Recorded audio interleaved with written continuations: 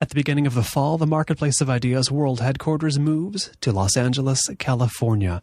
Los Angeles-based listeners, are there any particular public radio stations you enjoy listening to you think might be amenable to the Marketplace of Ideas sensibility? Let me know at Colin, C-O-L-I-N, at colinmarshallradio.com. Tell me where, when, and how you might want to hear the Marketplace of Ideas in your town. Thanks. Hello, Merlin. How's it going? It's great, man. You are a pro. Because I'm on time? Yeah, because you're on time. See, this makes me, because I know you have more professional experience than I have in general. Oh, God, here we go. Here we go. If it's pro to just be on time, tell me what is the norm? Well, I'll begin with myself. I am frequently not on time.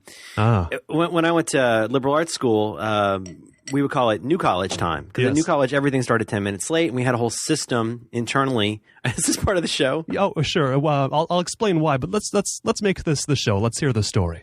Well, when I was in college, they called it. I went to this place called New College, which is really squirrely, and we would call it New College time and probably every college has a version of this because everything started 10 minutes late, and that was understood. It was not considered culturally. It was not considered rude to be late for something because.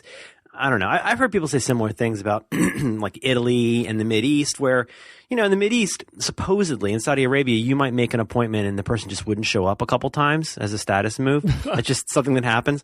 But there's also a system where I can't recall the exact numbers, but the amount of time you would wait for a late professor would differ based on whether they were assistant, associate, or full professor. Like a full professor, you give them a half hour. Right. Naturally. To just show up with their hangover or whatever. So no, but I don't know. This is probably one byproduct of the kind of overscheduling that most of us do. I see it in companies all the time where I'm just going to mention I have this presentation about doing better meetings, and one of the most important points is it doesn't matter what other people do. You should just start making sure that your meetings start and end on time. And screw everybody else but you're going to fight that because the culture inside of most companies is that every meeting starts late because the meeting before it started late and it ended late. And, it becomes this kind of institutionalized slack that shows everybody how not seriously we're taking our work in some ways. So I do really try. I'm one of those people. I'm like, there's some people who are ex-smokers and then they're just constantly browbeating everybody about how bad smoking is. I used to be a terminally late person, and now I'm very sensitive to that because it's something I used to be bad at. Now I really try to be good at it, and I really hope others will be too. So I took, according to Skype, I spent 2 minutes and 34 seconds talking about being on time. See, I didn't go to the New College. I went to UC Santa Barbara, and I don't know if you've ever seen a machine so well oiled as UC Santa Barbara. Sure. They got the coastline. There's a little highway there, and then they got a college, right? I mean, that's not a bad college. Why would you say it's a UC? It costs like $116,000 a year to go to a UC now. Did you know? Do you follow this on the NPR? It's very costly to go to college now. I hear rising numbers. We're getting toward the million mark, aren't we? Well, we kid, but when I met my lady, I guess you call her my wife now, 12 years ago. God. Oh, it goes fast. She was working at Stanford, and we would joke like, oh my gosh, it's so crazy that it's $40,000 for undergrad. And given that when I went to school in 1986, it was about, out the door, it was about $6,000, including, it was a state school, right? It's Florida, it's Florida, it's a state school. You could pay in, palm leaves and Mickey Mouse figures, but, local script. And now, yeah. It would be like, company store, like for a mine, you pay in, mining store script. But no, it's now that appears to be something like the norm, which is just, I don't know. We could talk about it. It's really crazy. I spent a lot of time on yesterday's episode of Back to Work trying to make a case that so many things have changed about work. That when people say, I got to get a job, I don't think getting a job is the kind of answer that it used to be. I'm not saying don't get a job, but I'm just realizing that college is not what college used to be. Getting a job is not what getting a job used to be. There's all these things that for at least probably 3 or 4 generations had a very salient meaning in American culture. And I think even as those things have worn off, we continue to, or gone away, we continue to act like they are completely real, unassailable, conventional wisdom that we can't even address, let alone do anything about. Now, we've brought up a lot of very important threads, only 5 minutes into this. So, I mean, these are all things I want to pursue. But first, I mean, I want to return to the very top of the conversation and ask you this, Merlin. If I'm such a pro, why do I have $100 in the bank? Oh, well, you're better off than me a lot of months. Well, that's that's an honest question. I think one thing is that being professional about your work is unfortunately absolutely no guarantee that you will make the kind of money that you deserve. And when you're on your own, my goodness, that's especially complicated because you're the animus for everything. If you're a one person operation. Now, am I correct to understand that you've recently you have just moved recently? Is that correct?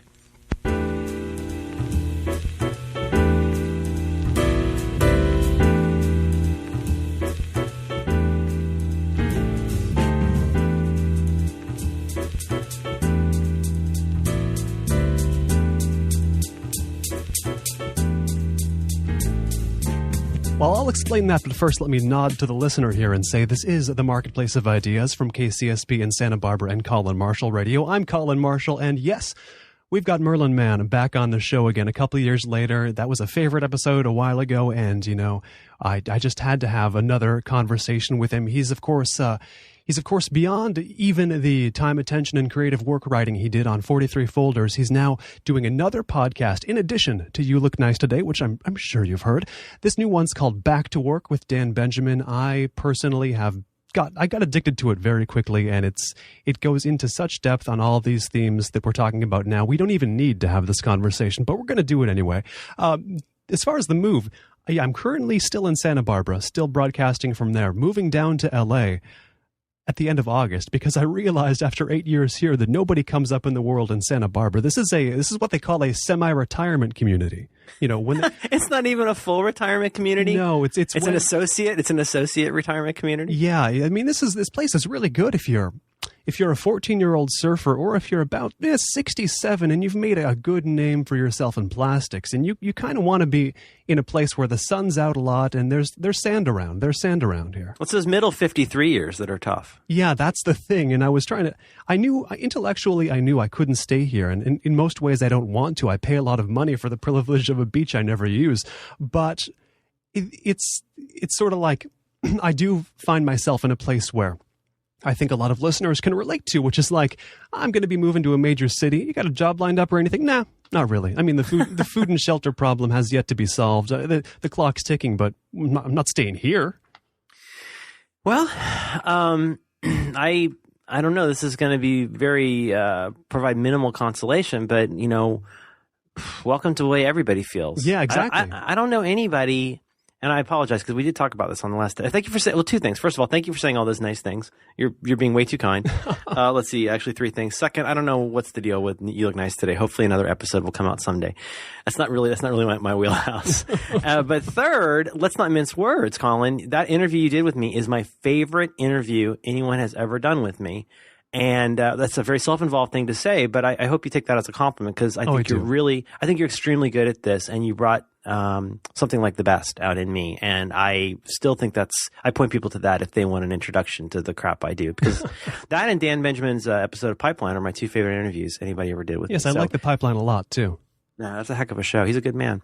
And remind me to bring the Pipeline back up because there's another point I want to get to about that. But, I want to ask this question briefly about what you just said in a way that doesn't make me sound like tell me how good I am. Because what I want to know is what about that conversation on listeners, colinmarshallradio.com. You can hear it again and again and again there or on iTunes. I mean, what about that? What about that should I be doing with other guests that you think would add to the world of interviewing, of broadcasting, of whatever? Well, candidly, I think you did a really nice job of preparing, which will sound equally self-involved. But I think for myself, I'm much more inclined to bring out the best or the most interesting of what I have to say if I have the sense that the person I'm talking to will understand what I'm talking about. And I don't mean to sound glib, but if I'm interviewed by somebody who's been briefed with, half a paragraph by their, PA, and they go, so you do, you're the email guru. And so now I've got to spend 20 minutes explaining why it's not about email and I'm not a guru. Just because now we're all like, that's become really important to me to go like, you know what, this is not about email and I'm not a guru. And so now we're already off on the wrong foot. Merlin, what color Zen notebook do you recommend? You know what's great is minimalism, whatever that means. But I think one reason a lot of people, there's this woman named Terry Gross that used to do a show called Fresh Air. She's since apparently I might have heard replaced. of her. I don't know. Yeah, we talked last time. Dave Davies is not the guy from the Kinks, but he is on there a lot. But I think one reason people like her and one reason she's been seen as such a workhorse is it's my understanding that she really does read at least a couple chapters from the book from the person that's been on. She watches that person's video, and if it's somebody like Louis C.K. or Sacha Baron Cohen, it really comes through that she is a fan in a way that, I don't know if there's one interview Robert Siegel did with John Hodgman that I think still stands the test of time as one of the greatest NPR interviews ever, because he clearly he was convulsing with laughter at how funny he thought his guest was. One reason I love working with Leo Laporte on MacBreak Weekly is he has such a great way of making everybody look good. He does roundtable podcasts, multiple repeating co-host guests, and I think making your interview subject and you look good is emblematic of a larger pattern. But I think you're really good at that. I mean, I haven't listened to like dozens of episodes of your show, but no one has. Well, no, but I listen to a lot, and you're really good. So, what does that mean for your listeners? Well, I mean, I think, and this comes up a lot for me, but I think a lot of people wander around, wondering why they haven't grabbed that brass ring, or better put, why the brass ring has not been delivered to them by Amazon Prime. Right. And the truth is that there's a lot of complexity and paradox to getting good at what you do. One of the things it takes a certain amount of genuine humility and completely unearned arrogance, because you have to believe that what you're doing is worth doing, and then you have to believe that trying just a little bit harder than you're trying is never a bad idea. You could always try a little bit harder, or you could always bag it up. And I think if you're going to stick with something, it helps. Like with this podcast I'm doing with Dan, it doesn't come through on the show because the personality that I have on Dan's show is discursive, to say the least. But that's one personality. That's one side of my personality. But what you don't know is I've usually done a fair amount of prep for the show, much more so than anything I've ever done before with media. Sometimes that comes through, sometimes it doesn't. But I do try to think about it. I try to go read up a little bit on the ostensible topic. In the end, the show becomes more amusing and interesting if Dan and I just talk to each other. But there's that old cliche about how luck favors the well prepared or something like that. But I think you're really quite good at that. But the other thing, this is just a smaller issue, is that this may be so much the same interview we had last time. But a lot of times when you do anything with anybody, especially with things like interviews, whether it's guest posting on a blog or interviewing, it's all part of this sort of this beige douchebag culture of ultimately promoting yourself. Yes. It isn't about it's not really about, and I'm not even trying to say, I don't have anything to push. I don't care if you like or use any of my stuff. I just like talking to people. But if I'm going to have to sit there in every paragraph, listen to this person go, well, as you know, in my new ebook, turbocharging your Zen hacks or whatever, that's going to get old pretty quick. And I'm going to eventually find myself having to say, well, you're kind of full of crap, right? Right. Anyway, but the $100 thing is hard, Colin, because, if you're working anything like on your own, I'm rehashing so much here, but that's kind of what I do. There's no really guarantees about anything anymore. It's not like there were ever guarantees, but this country and really Western civilization slid on a really complex series of interlocking false economies for about probably 60 years, where there were a lot of things that were put in place, whether that's by FDR or by Johnson or by the Marshall Plan. That's funny. You should use that. Yeah, there were so many things that bought us goodwill and plenty for so long. And that could include things like, for a while, it was okay to dump PCBs in a river, and that made it a lot less costly to get rid of PCBs. However you want to slice it. And over the last, 10 or 15 years, we've seen that there was a bubble way beyond beans and pets.com. There was a much more complex bubble going on where all of the false economies that we've been riding on started to fall apart. And consequently, somebody with a high school education could no longer get a really great job making automobiles. You could no longer be guaranteed a steady job for 30 years based on a college education. A good friend of mine from college, Grant, his dad, when he graduated from college in 1965, he walked into a Ford dealership and drove off the lot with a Mustang just by showing them his diploma. Which I know that sounds like crazy talk now, but it was such a guarantee of success to have a college, a 4-year BA or whatever in 1965 that you could drive a classic car off the lot. And boy, if that's not emblematic of the change, and to take this pattern a million times further, think about the entertainment industry, where there's such a complex infrastructure in place for how money is made in entertainment that you're still seeing these really smart people struggling to figure out what's next because their Excel spreadsheet is so tuned for the way things were since the era of sheet music. So I think we're seeing a lot of tumult, especially in the world of knowledge work and creative work. I think we're going to continue to see it. And I think the only way to survive is to be somewhat courageous about saying, I'm just going to show up every day and do the best I can and accept that there's certain things in the climate that I can't change, but I can at least adapt to. I can learn to ride the wave, as they say. This brings up something that I've come to think of as one of the two central conditions of people my age who have gotten bannered with a lot of very bad labels. Your millennials, your Gen Y, your internet generation, your E generation, your I, on and on. Gaga Nation. You can say Gaga Nation particularly. Now, one of the standard narrative is like for Gen X, people said, specifically Douglas Copeland said, the boomers sucked up all the resources. Gen X was left with Scooby-Doo reruns and a barista job. And then Gen Y, I guess, to continue that pattern, we do seem to feel that not only we feel bitter that the jobs that going to make cars right out of high school for a decent wage, we feel bitter that that's gone. But at the same time, if we were presented with that job, we would just vomit black blood. I mean, we wouldn't want to do these jobs, but we're resentful about them being denied. The food's terrible and the portions are small. Yeah, I mean, do you understand what I mean? Does this make any sense? I absolutely do. I was just a little bit too when that book came out, whatever, the early 90s. I was just a little bit. I think I'm somewhere between. First of all, I think these kinds of generational things are a riot. I mean, you ask anybody who's got two cats whether the two cats are identical, and they'll go into this rhapsodic thing about how their cats are so different. And yet we're comfortable talking about, 50 million people as being the same. Yes. It's so ludicrous.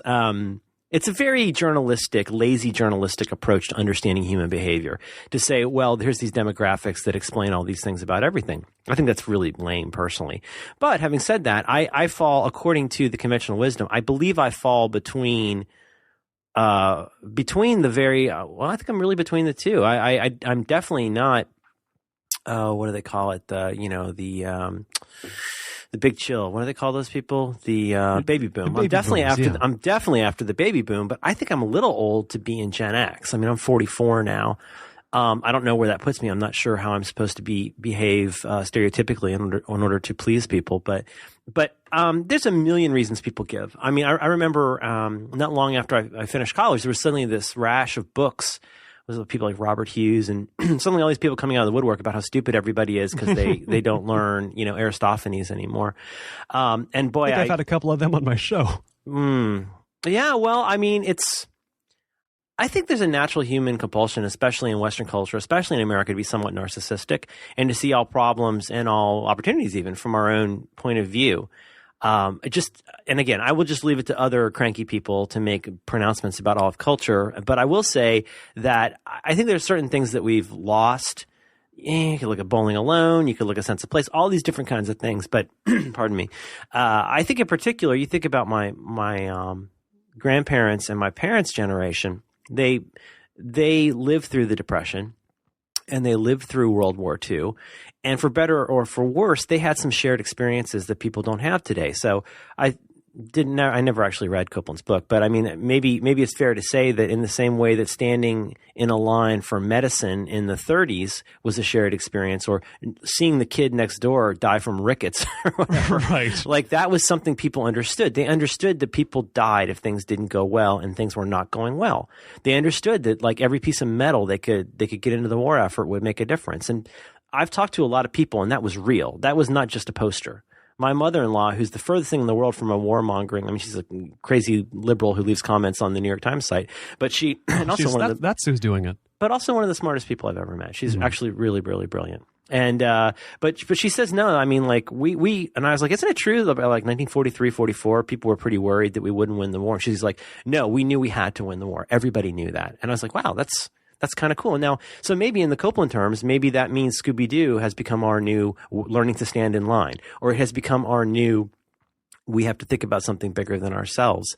I think that a lot of our own, and I'm certainly as narcissistic as the next person and probably more, but I don't think there's as much incentive for us to see the things that we have in common rather than the things that make us differ.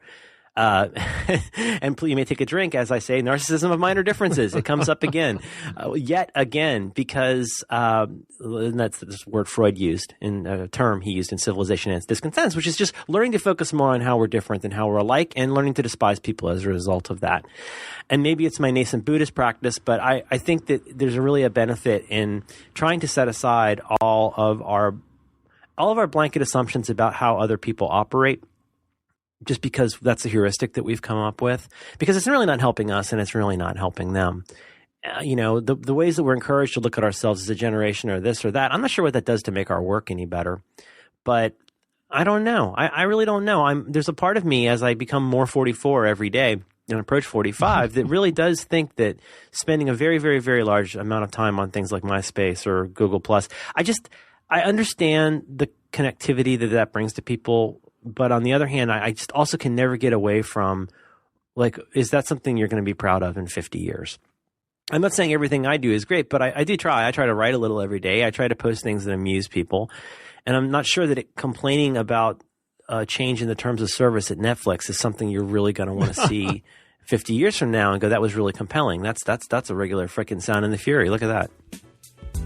If you've just tuned in, this is the Marketplace of Ideas. I am your host, Colin Marshall, today speaking with Merlin Mann back on the program, writer, speaker, broadcaster, podcaster, student of the creative mind. Most recently, he co-hosts the show Back to Work with Dan Benjamin on the 5x5 network, a show that has a lot to do with fear. And today I wanted to make this program sound a little bit like that program. See if you can tell. Back to Work fans. If you want to hear the show again after its broadcast, visit colinmarshallradio.com or go to iTunes and search for the Marketplace of Ideas. In either place, you'll get the complete Marketplace of Ideas archive straight to your iPod or device of choice, completely free.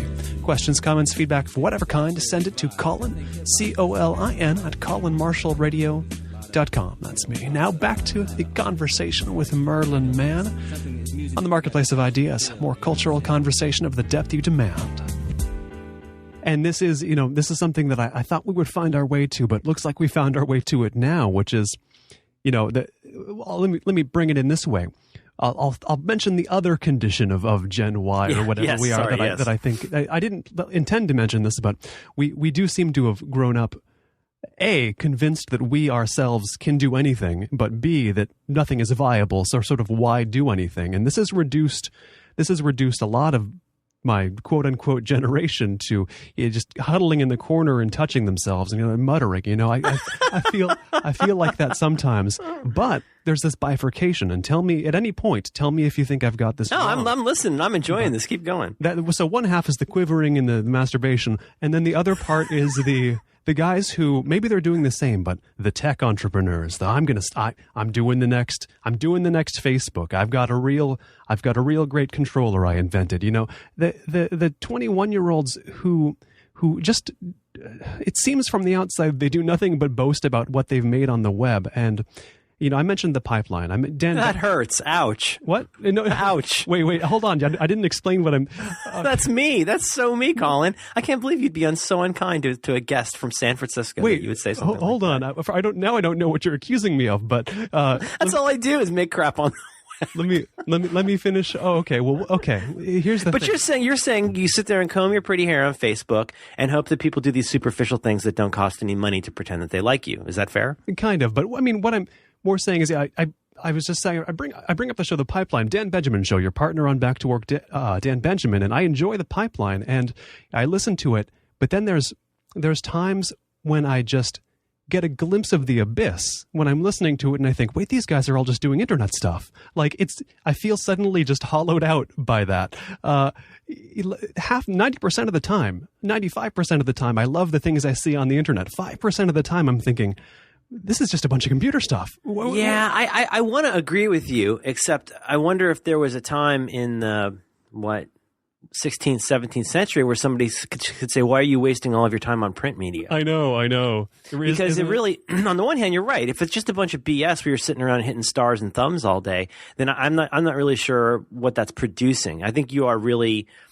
It's almost like a one-armed bandit in Las Vegas. They understand that people really get into this motion of pulling the arm and looking at the thing. And there's all kinds of psychological phenomena about why we keep dropping nickels into one of those slots. And I don't think that's really so different. But at the same time, I'd like to see us move to a place. And so I do agree with everything you're saying, but my only reframe would be that is a medium. And you can choose to make anything you want out of that medium.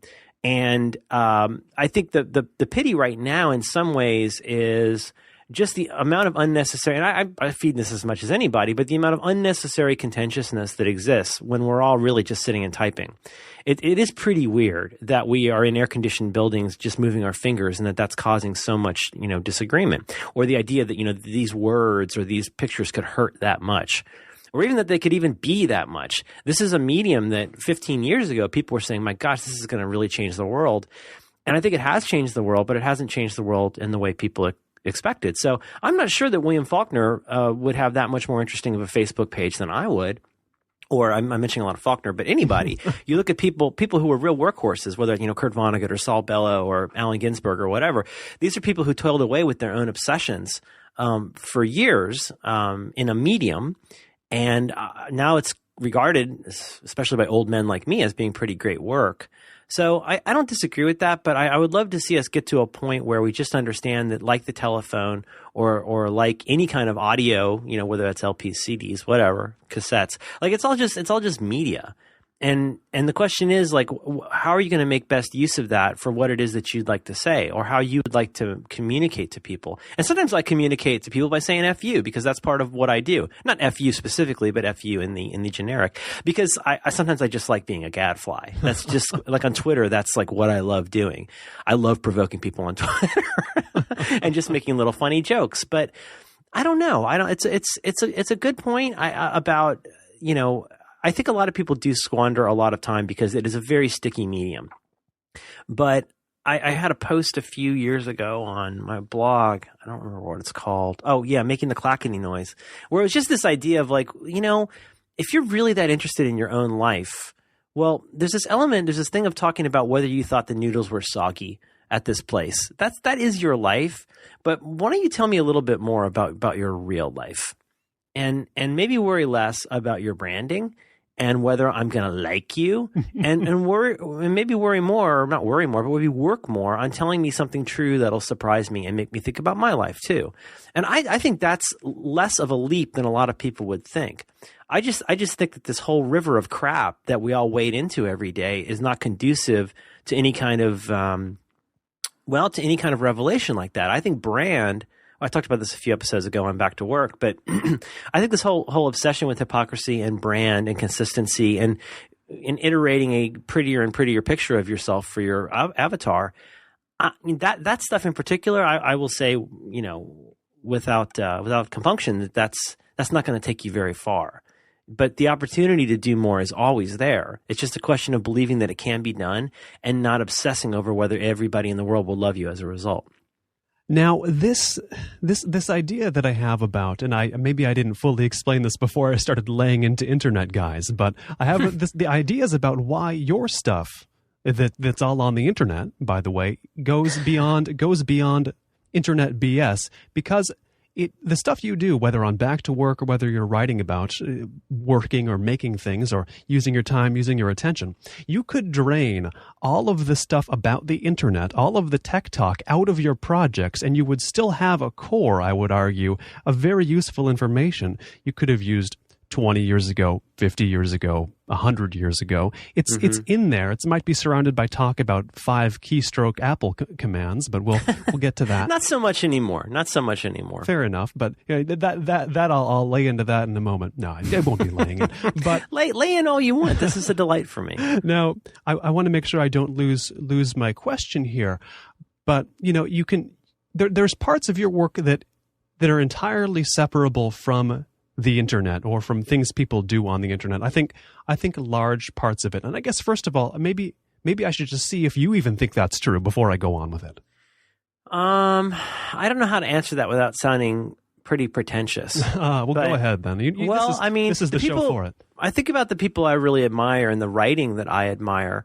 And I mean, there's some really obvious ones like Benjamin Franklin and Voltaire and, Hunter S. Thompson, oddly enough. We talked about him last time, I believe. But the people, I just reread the Kentucky Derby is Decadent and Depraved, which is regarded by a lot of people as being the first real piece of gonzo journalism. And it still crackles like it did in 1970. It's really go read it. The Kentucky Derby is Decadent and Depraved. I don't know if you do anything like show notes, but that would be great to link to. It's out there in its full version. He wrote it for Scanlens, I think the name of the magazine was. And the story goes that he was basically just ripping pages out of his notebook and sending them to his editor. But it's a delirious, I don't even want to say psychedelic. It's a psychotic reading of a day, of 2 or 3 days at the Kentucky Derby. And for some reason, the whole time I'm repeating so much from last time, but where the buffalo roam going through my head of like what that character is like. He's just kind of in this muttering voice where he feels completely menaced and he's macing people. But people like that, to jump from that to Voltaire. Voltaire was a real pain in the ass. I mean, that guy was a big pain in the ass for people. But his writing was so lively. People like Jonathan Swift, the satire was just so penetrating. I mean, he wrote an essay about eating Irish babies. Yes, that's still one of the funniest things I've ever read in my life, and it's a huge piece of satire. Well, if he posted that today, he would have a bunch of people pissing and moaning about every conceivable aspect of that, not understanding that it was satire, not understanding that he was trying to make a completely different point, or actually did make a completely different point. But now everybody gets a vote on whether that makes sense. It's now that thumb or that star is what's going to decide whether A Modest Proposal is one of the greatest pieces of satire of the millennium, which is, it's kind of a weird thing. I'm not saying that like there's some canon, but as far as my own influences, Benjamin Franklin, what do these people have in common? Very little, except that they really always tried to keep pushing their ball forward, if you like, to use a sports metaphor. The football, but I think like Benjamin Franklin was extremely interested in self-improvement, as people have covered at length. But, even beyond the Poor Richard's Almanac kind of sayings, he was a guy who spent, a little bit of time every week doing what David Allen would call a weekly review, the author of Getting Things Done. He sat down and figured what he could have done better in the last week. And obviously, I mean, boy, talk about a polymath. You're not going to encounter many people who did more different things. I'm never going to be the ambassador to England. And personally, I don't really want to be. But I'm very inspired by people like that. But Franklin, in the sense of being somebody who did produce a lot and was completely unbounded by what people expected him to do. Very inspired by people. I'm using all old examples here, but you seemed interested.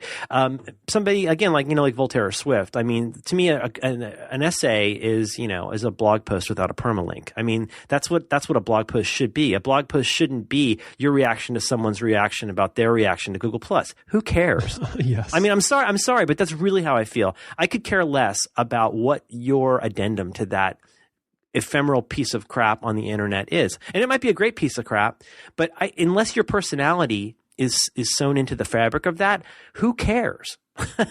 And then I mean, I think also just of people, like there's a lot of people in music that really have inspired me too. And I say inspiration not in the sense of I got an idea from them, but the approach to how they think about their work and candidly, the way that they see their work in context with other people's work, and the way that they are willing to fight to make the thing they want in the way that they want. So obviously people like Dylan and Springsteen come to mind. I'm no Dylan, I'm no Springsteen, but those are people that are always loom large in my mind. Or, Dylan was just always, he seemed to thrive on showing that he was not doing the thing you expected him to do. Maybe to his peril in some ways, to his detriment, I should say. But I wish more people had that kind of stones. I really do. I think things would be a lot more interesting if we all worried less about whether everybody loved us, and we worried more about whether we made something today that made us feel alive and whole. And that's what I try to do. Even on my stupid blog, I don't heavily promote my Kung Fu Grip. A lot of it's just videos of bands from the 90s that I like. But that's also a place where a lot of things I care a lot about end up. That Better essay that you liked, things like that end up there because it's in the pocket. In all of that big internet world, well, obviously it's more than a Facebook post. It's less than the ramp that I feel to putting something on 43 folders, but it's where I'm comfortable putting something that's at the molecular level of writing that I like doing, which is, put out pretty fast. It's got a couple good ideas in it, and it makes people, think a little bit.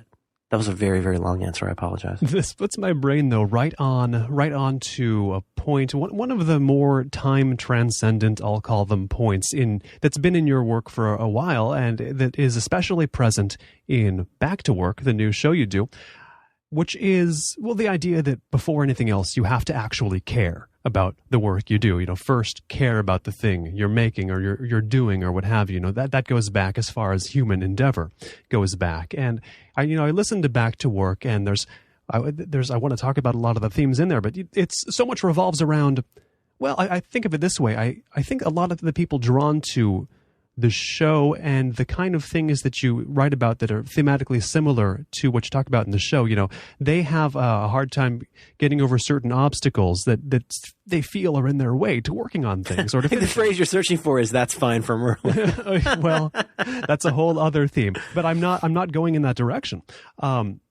because I do envision this sort of massive struggle on the part of my fellow listeners to Back to Work to actually get their work done. And I think of this time transcendent theme, first care.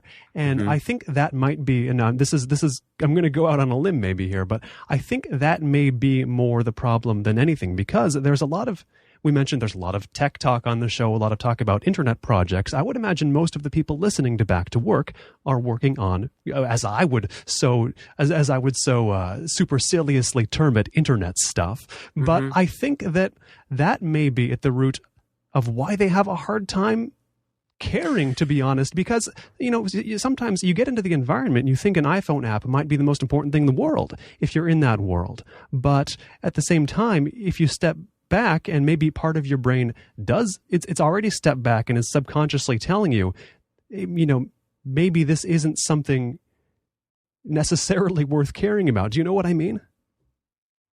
I think so. Yeah, it was. That's about all I I'm thinking about it because, well, first of all, you're never going to get an argument from me about the care stuff. That was.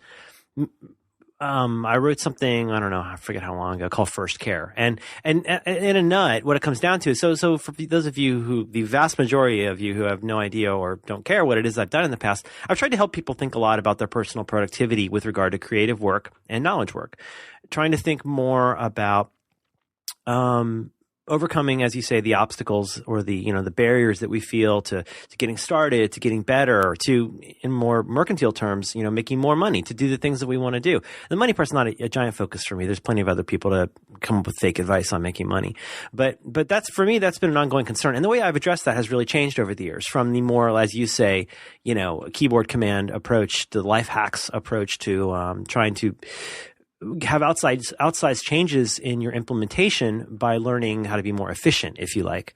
Not a word I love, but I guess as I look at and then just for what it's worth, from then it went into stuff like, okay, why do people procrastinate? What is the basis for those barriers? Long story short, what I've finally come down to, and this has been the stickiest idea for me in my mini career of doing this stuff, is that if you don't care a lot about the thing you're trying to fix, there is no solution to that.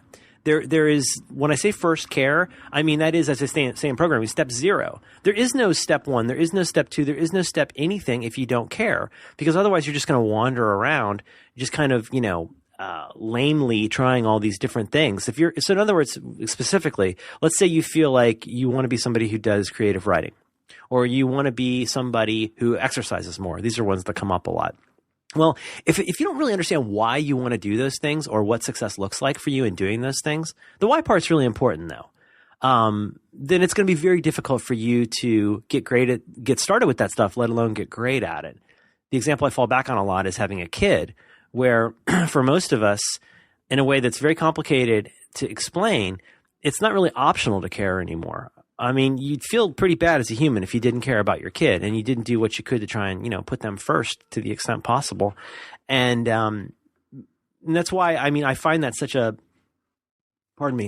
lively example for anybody going, well, I don't understand what should I do first today. I have 50 tasks I have to do whatever. And that's why I say when my kid falls down, I don't pull out a list and prioritize. Right. That's a really easy thing to say, but it's emblematic of something I really believe in, which is once you have that same annoying cliche sentimental clarity about the thing you care about. Like, I don't care what you care about, but you should. You need to figure that out. Otherwise, you're just going to kind of wander around. And, but to your other point, though, about the internet stuff, let's settle that. I mean, I do think that in the youth of any medium, there are certain things that tend to happen. There's an old joke about how really any technology starts out with games and porn. Like pretty much everything will, and you look at it, you go, oh, wow, that's just games and porn. Why would I be interested in that? I mean, personal computers, whatever. It's true. It might be, ASCII art. or slash fiction in text files or whatever it is, but that's how a lot of this stuff works. And like so many things in life, I'm drawn to a story from The Simpsons where I think it's the one where Patty is what is it? No, it's the one where Selma is looking. Another one where Selma's looking for a man, and she says something about maybe it's Patty that says, "Well, I'll always have my ham radio." And they cut to a shot of a ham radio on a table, and a guy in some Eastern European language with the subtitle saying, "I have a ham radio." Yeah, so let me pause you a second. I got to tell you, that was the first thing I ever posted to Google Buzz. Oh, go look at my Google Plus. It's the only thing I've posted on Google Plus. Is the sentence, "I have a ham radio." I posted the image, so I think I beat you, but okay. You did beat me, but I mean, that's always the first. That's my, as they say in technology, they say like a Hello World app. My Hello World is "I have a ham radio." That's almost always the first thing I post on a new social network because it's emblematic of what's going to happen. Like Google, I don't want to beat up on Google Plus, but I've looked at it twice. And I have no intention of looking at it again. Maybe I will someday. Maybe I'll realize how great that is, and I can move people into circles, and that'll be fun. But I don't really see what problem that solves for me right now. And in fact, having another rabbit in my hutch is not going to make my life better. I'm trying to get rid of rabbits in hutches right now because then that gives me more time to go, pet the things I actually do like. But I think just in fairness to the medium, you can always pick out stupid examples of everything. I mean, most of the literature that's come out in the last 500 years or 600 years or whatever was not Shakespeare. Indeed. It's pulp. It's vanity press. I mean, this is not a new problem. It's just that it's a medium that we're still figuring out. It's a medium that still doesn't quite feel like a utility. I mean, nobody says electricity is bad because you can use it to, make bad toast. Electricity is going to be what it's going to be for. You would never criticize a utility. Oh gosh, the house that you heat is full of hate. Well, no, we got to have gas. Well, at some point, that's what the internet should become. It should become just pipes, that information gets passed through at some point. But now we're still so self-aware. There was that totally douchey post on TechCrunch about their redesign and how pleased they are with themselves and how important it is for them to pick this logo. And they had to actually, in order for you to have this better douchebag reading experience, we had to do a new CMS. And there's not enough who cares in the world for that post. It's just so full of, they're just slapping their around about how happy they are with themselves. And it's a website. Okay. You've got a popular website that posts literally 50 things a day. Well, I'm glad you've got a design you're happy with. That's great. I personally don't visit the site. It's not my cup of tea, but it's amazing that in 2011, which is the year in which we're doing this, that's still considered a common thing to do. Is I've redesigned my website, and I want to talk a little bit about why I chose this logo. Who cares? Nobody cares. Shakespeare didn't sit around and talk about how he's really excited about the cover of this new folio. He moved on to the next thing. And I know that all sounds really fancy, but it sounds fancy, and it also sounds crazy that I could be sitting here defending the internet while I'm also beating up on the internet. Well, it's like God. God doesn't care whether you believe in him or her. You know, if God doesn't sweat atheists, because if God exists, God does not need to sweat atheists. And if God doesn't exist, it doesn't matter. The internet is going to be what it is. And it's what each of us contribute to it each day. It's like a giant party in some ways, where a party is really just a room with chairs. It's all going to matter. The most important thing that matters is who comes to the party and what they bring. So, you know, I don't know. I don't have anything really sophisticated to say about that. But I think so many of the heuristics and the conventional wisdom that we have about all this stuff are somewhere between useless and damaging.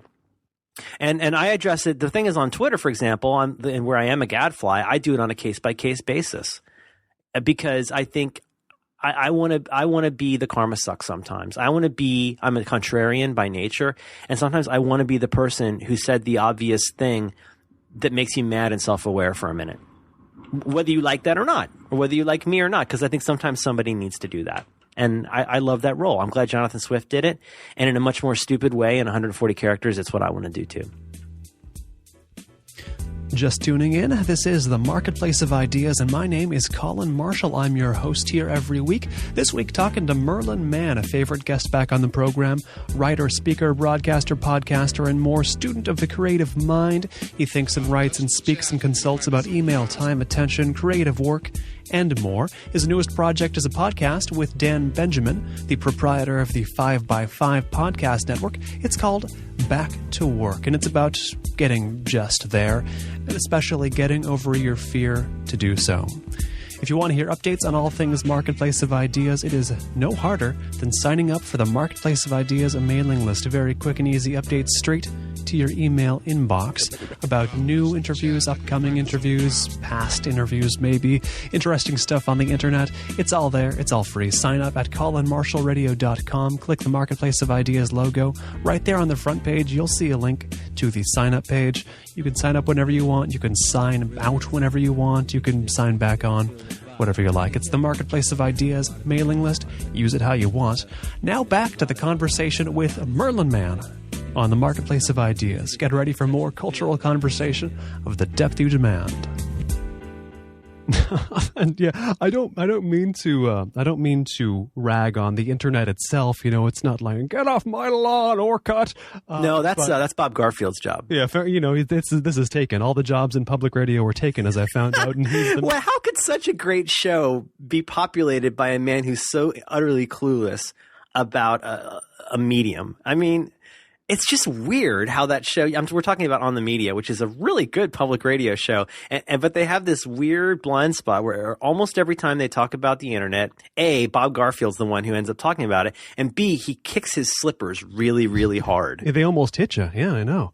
It's something I don't want to sound like. I mean, I want to consciously avoid sounding like that. But what I do want to get at is that I guess the way people have started to make things on the internet casts into stark relief my suspicion that most of the problems people have working on something is not the wrong techniques. It's not really the wrong mindset. It's not the wrong anything, but that they don't really care about it, or that they think they should care about it, that they've convinced themselves they do care about the app they're making or what have you, but they don't kind of quote unquote really care about it. You know, an illustrative example would be, on this show, I periodically get it in my head that I want to have more entrepreneurs on because entrepreneurs seem important and they even seem interesting, and I meet a lot of them. But whenever I go to actually get one, or first of all, they never want to do it, never want to schedule, never want to respond to emails, and then I get them on sometimes, or if they don't have an assistant, cancel, or the assistant of the assistant cancel, or it's like Jesse and rappers. Exactly, except at least they have the intent of doing it, Yeah. These guys, entrepreneurs, they find all kinds of ways. They are very creative cancelers. I've had guys cancel during interviews. Let's put that aside. Let's say they do schedule. Well, I mean, but there's also this funny thing of like how you can just dub yourself an entrepreneur. Yes, yes. I think that's a funny thing. But even if you have started a business, what makes a terrible story is how much you just kept throwing different crap at a wall until one thing stuck, and you got something you could tell a story about, right? And so, it just seems weird to me. I won't go into it, but that whole fake entrepreneur culture on the internet is so hilarious to me, because I really think it is a lot of guys. It's really like Amway in some ways. But it's Amway like without soap. They're just out there selling this personal brand and calling themselves serial entrepreneurs. I think a lot of them, because real entrepreneurs are busy running a business. That's a lot of work. Right. You just don't have that much time to hang out on Twitter if you're running a business. I meet those fake entrepreneurs pretty much on the daily, but even if we confine ourselves to real ones who actually have a going concern that's doing something interesting, let's say I can schedule them and I get them on and they don't cancel midway through the interview by typing on Skype. Here's everything you need to know about entrepreneurship. Try not to spend too much money and be constantly thinking about what you could be doing wrong. That's it. That's everything you need to know about entrepreneurship. Like if you make more money than you spend and you're constantly ready to be wrong, great. No, go nuts. Tell me the other 60 reasons, or tell me how great you are, what kind of car you've got, or like how often you work with social media to make it great. Those are all implementation details. At the heart of it, I think that's how you run a business. Right. I mean, that all sounds correct. But it's hard. It's hard, and it's not an interesting story. Well, that's true. Maybe you want to be successful, work. Right. And there's the mechanical issue to that, certainly. But when I talk in life or on the radio or whatever to one of these entrepreneurs, and the question is not... Are you talking about web entrepreneurs? You're talking about like people who start a shoe store? Like, what are you talking about? Generally, the ones I encounter tend to be web entrepreneurs, whether that's good or bad. Like a web service? Like, that's such a dumb word. I want to drill down a little bit on that. Give me a slightly redacted example of a successful entrepreneur that you're thinking of here. Is it somebody who started like an online store, a service? Like, let's say perhaps somebody who starts even like an online media venue. You know what I mean? Like perhaps something... A social network kind of thing? Perhaps something where you can watch or hear things. Perhaps a site that is somewhat curatorial. Okay, like a Vimeo type thing. Perhaps. I mean, but...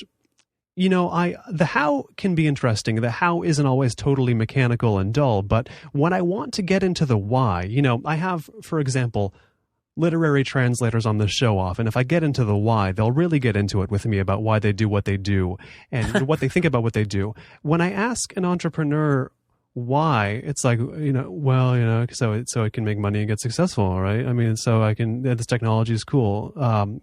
So just so I can make, so I can get an IPO. And so it's just like, it's like they don't understand that kind of question would exist. Well, like, why would that be interesting to you, though? I mean, like, what is it? I think maybe it's less a matter of those guys are boring. I mean, what if you went out and literally started talking to people who started shoe stores? Like, how fascinating would you expect that to be? It's a business. That's what it is. If you want to find out about entrepreneurs, go talk to the people who used to be their partners. That's where you're going to find out what really happened. The people who got pushed out are going to tell you a much more interesting story than the people who go, well, I'm Steve Jobs and I took a calligraphy course and that made all the difference. Like, if I hear that story one more time, I swear to God, I'm just going to punch somebody in the balls. It's like, there's so much more. That is, and even like when I was at Pixar a couple weeks ago for a little family visit, they were kind enough to give us a tour, and I don't know, it's just weird. Everything's just work to them. They've got stories about it, but it's all work. It's just work. They work and work. And what's interesting about it is that they work a lot and made something great. But there's no magic potion that's going to help you understand that you're going to be able to make The Incredibles because you learned where that potion is. Right. But I'll frame it this way.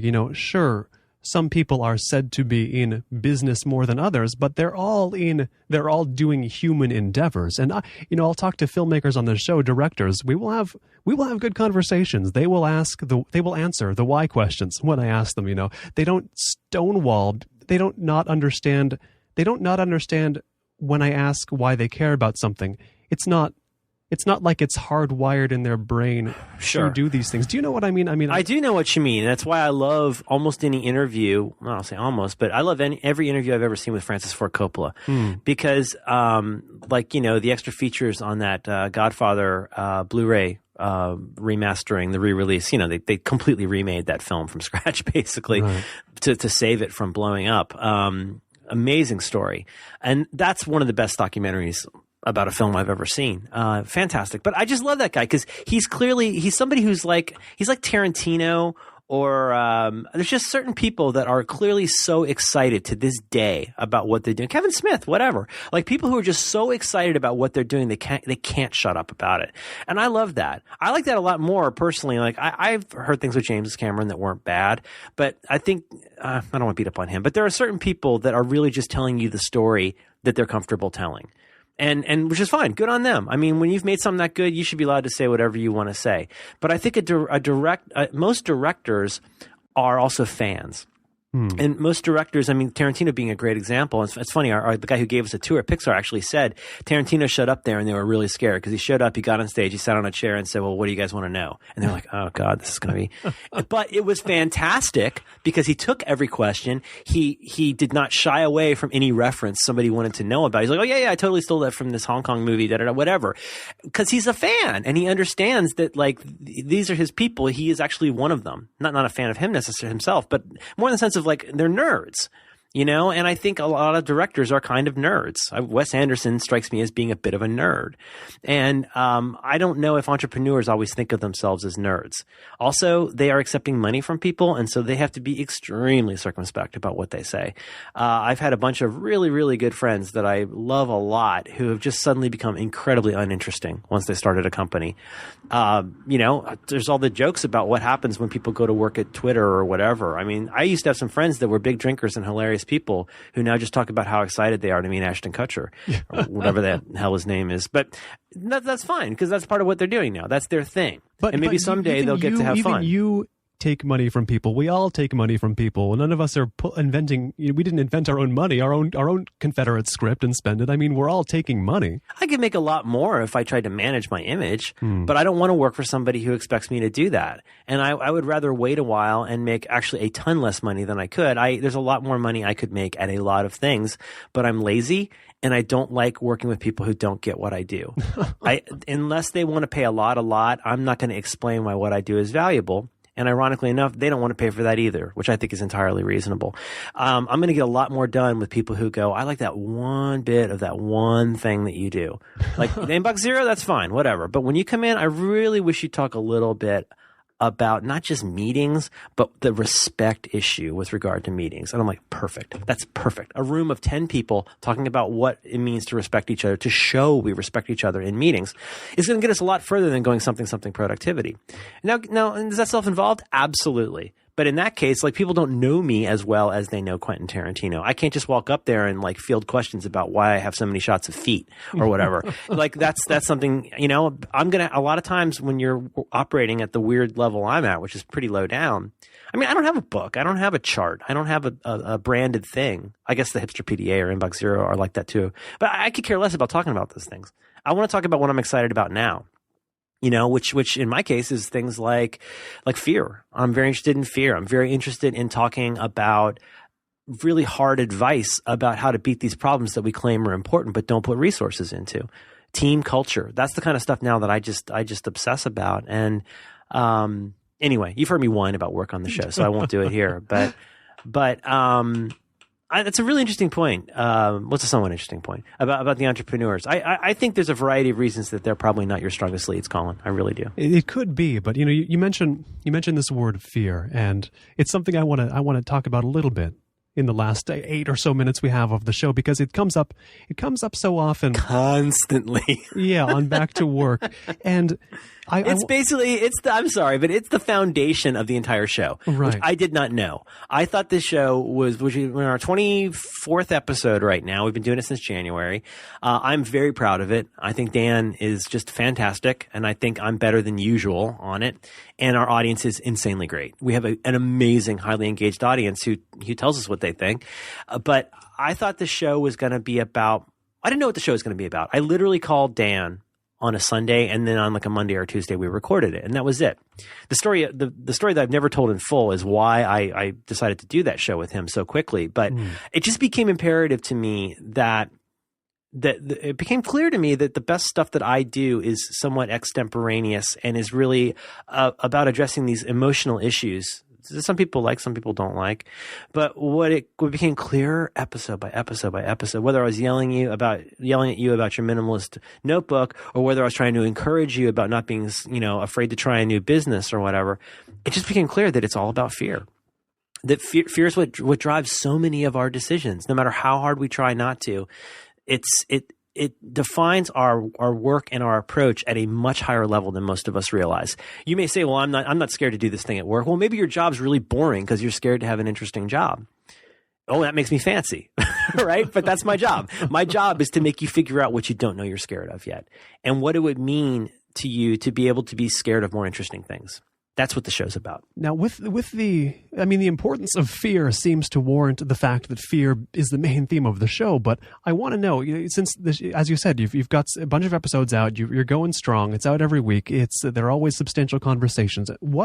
Maybe this isn't in your mind yet, but what are you going to do to make sure this show doesn't start going in circles?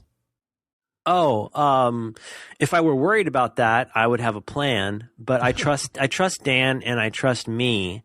And like I'm want to mention, I don't think over planning has helped people do that much good stuff. I mean, if I try to mentally adjust course every few episodes. And for people who are frequent listeners, they'll notice that there's an ebb and flow to how the episodes go. Mm-hmm. It's like Clemenza talking about how every 5 years you got to have a gang war. You got to just, you know what I mean? When they go to the mattresses, I just watched that again the other day. It's still so good. It's so good. Seriously, in the Blu-ray version, it's the scene in the restaurant where he kills Sollozzo and the chief is just, you can see there's lots of noise on the film, which I like. A lot of the nerds. So it doesn't look like Avatar yet, but it's gorgeous, and you can see every little quiver in Pacino's face as he's sitting there figuring out he's got to kill two people point blank in just a second. And you can see everything going through his mind. Oh, it's so good. And with our show, it's like that. I think we go to the mattresses every once in a while, and it just seems like about every 5 episodes or so Dan and I have a very emotional episode about something that usually I and sometimes he are just thinking about a lot. And then some. I mean, the thing is, we thought it was going to be about, 2/3 of the show would be something philosophy, and 1/3 of the show would be tips and tricks, just as a concession to the people who think that crap's useful. And instead, it's just what it is. And I've never been happier. And as far as going in circles, I mean, well, we're always all going in circles. And to quote the station manager of my local UHF station when I was a kid, every day somebody's born who's never seen the Flintstones. Like, it may be repetition to somebody who's heard all 24 episodes, but I bet that number of people could fit in a minivan. There's going to be people listening to for the first time. And I have to tell you, I mean, I feel like this on Tumblr some days. I feel like this on Twitter. It's like I'm the ephemeral nature of what we do. If you post something on Tumblr, nobody's going to see it after a day. If you post something on Twitter, somebody literally cannot find it after 5 days. Well, and that kind of sucks. I think it makes people. I think there's a reason Twitter does that. I think Twitter wants you to see this as a medium where stuff goes away. As like writing with HB pencil on toilet paper. It's just going to fly away, and don't worry, it's never going to come back to bite you in the ass. And what a shame that is. I don't worry too much about repeating myself, obviously, because there's going to be somebody different listening every time, and I'm arrogant enough to believe that the stuff I care about should be stuff that you care about. And if you don't, that's totally fine. But I've never gotten super excited about somebody who doesn't think that what they're excited about is important. And if it's important, it's worth repeating. First care is really important. Quit all this priority crap. That is really important. Stop thinking that the problem is email. That is really important. Solving the right problem at the right level for the right reasons. All of my greatest hits, these are things that mean a lot to me. These are my articles of faith, and I have no intention of doing anything but repeating them until I figure out something else. I've been speaking with Merlin Mann, whose latest project is the show Back to Work on the 5x5 network, which I love. Merlin, thanks for taking the time once more to join me on the show. You're a handsome man, and you're a great interviewer, and it is totally an honor to be on here, and I hope you will consider me for anything you ever do in the future. I think you're the best. It's a great show. If you'd like to learn more about Merlin Mann, visit merlinmann.com. This has been the Marketplace of Ideas. I have, as always, been Colin Marshall. If you want to hear this interview again, visit colinmarshallradio.com, where you'll find the complete podcast archive of all Marketplace of Ideas interviews, or go to iTunes and search for the Marketplace of Ideas in the iTunes store. If you go to colinmarshallradio.com or if you go to iTunes, it is, of course, completely free to download any of this stuff. And if you want to get weekly updates on what's going on with the Marketplace of Ideas, what's going on with current interviews, what's going on with upcoming ones, whether the show will survive into 2012, you can subscribe to the Marketplace of Ideas mailing list, which is on the front page of the Marketplace of Ideas website. Go to colinmarshallradio.com, click the Marketplace of Ideas, and there you'll see the very simple instructions on how you too can subscribe to the Marketplace of Ideas mailing list. Any questions, comments, or feedback, send that along without delay to Colin, C-O-L-I-N, at colinmarshallradio.com. That is Colin at colinmarshallradio.com. As always, thank you for tuning in or turning on or downloading, however you're doing it. And we'll catch you next time on the Marketplace of Ideas for more cultural conversation of the depth you demand.